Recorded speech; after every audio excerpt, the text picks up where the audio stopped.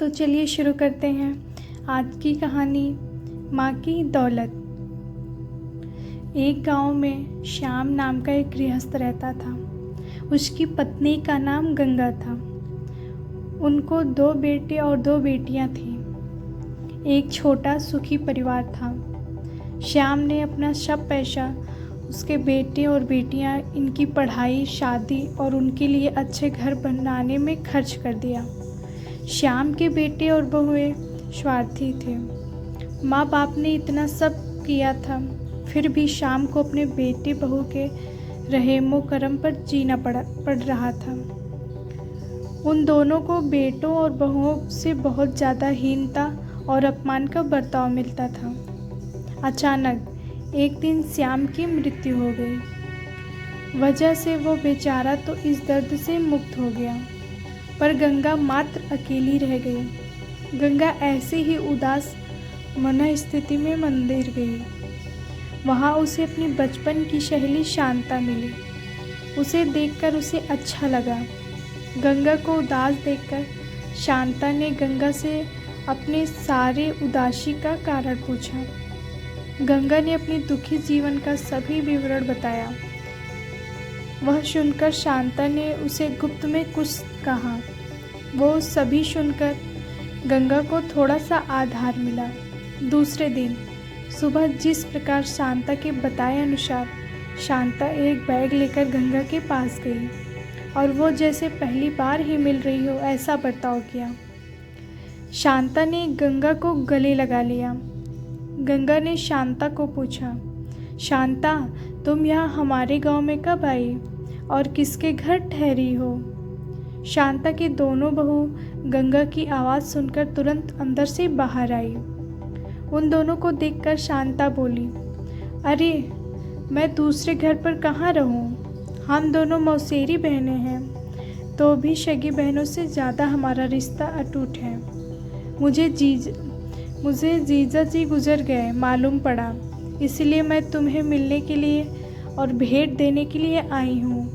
पहले दिन तय किए अनुसार गंगा बोली, शांता, तुम मुझे मिलने के लिए आई, यह सुनकर मुझे बहुत अच्छा लगा, पर तुम मुझे भेंट देने के लिए कुछ लाई हो, उसका अर्थ मुझे समझ में नहीं आया।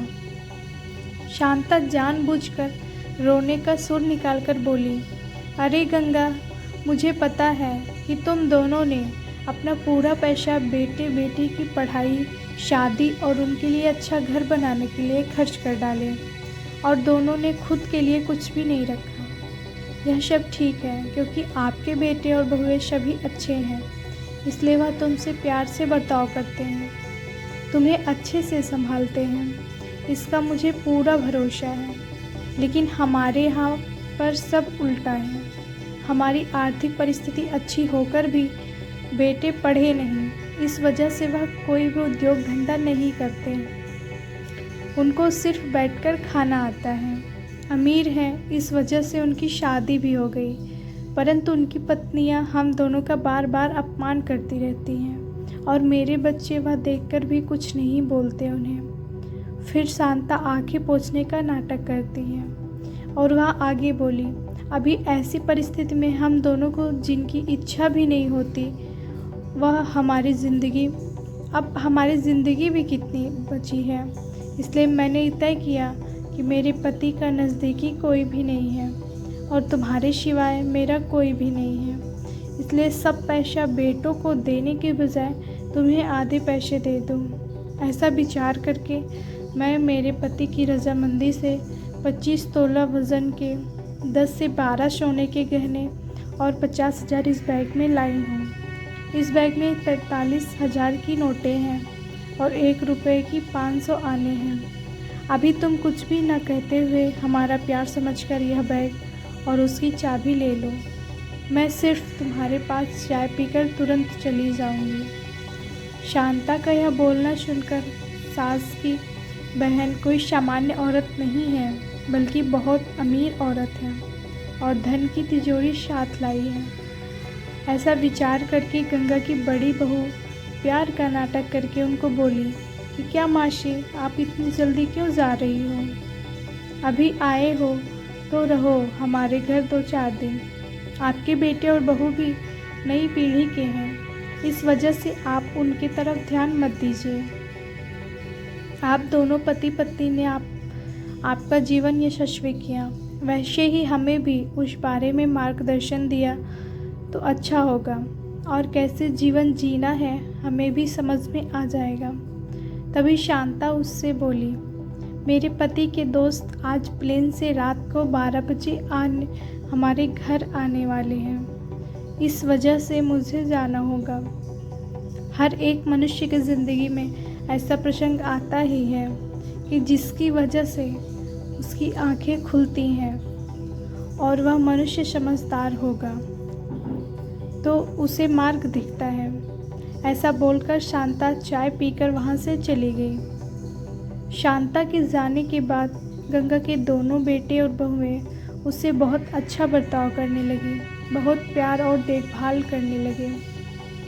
गंगा खाने के बाद रात को अपने रूम में जाकर दरवाजे की कुंडी लगा लेती।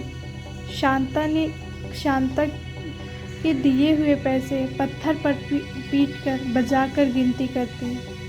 आनों का आवाज़ रात के समय स्पष्ट उनके बेटे और बहू को सुनाई देता था और उनका गंगा पर और ज़्यादा प्यार बढ़ने लगा। ऐसा 5-6 महीने तक चलता रहा, लेकिन पैसे गिनने का काम मात्र खत्म नहीं हो रहा था और ये सिलसिला गंगा ने अपने मरने पर चालू रखा। गंगा के आखिरी 6 साल खुशियों में बीते, परंतु एक दिन अचानक गंगा की मृत्यु हो गई। उसके जाने के बाद रिवाज और लोक लाज के लिए उसके बहुओं ने और बेटों ने आंसू बहाए। फिर उन्होंने शमशान से आने के बाद उन्होंने तुरंत माँ के रूम में जाकर उस बैग का ताला खोला और क्या उनको धक्का लगा, क्योंकि उसमें सिर्फ पुराने समाचार पत्र, 4-5 वज़नदार पत्थर और सिर्फ 1 रुपया था। वो रुपया भी पत्थर पर पीट कर पूरा का पूरा खराब हो चुका था। आशा करती हूँ कि आपको ये कहानी पसंद आई होगी, और आपको ये कहानी पसंद आई हो तो please like, share and subscribe ज़रूर करें। धन्यवाद।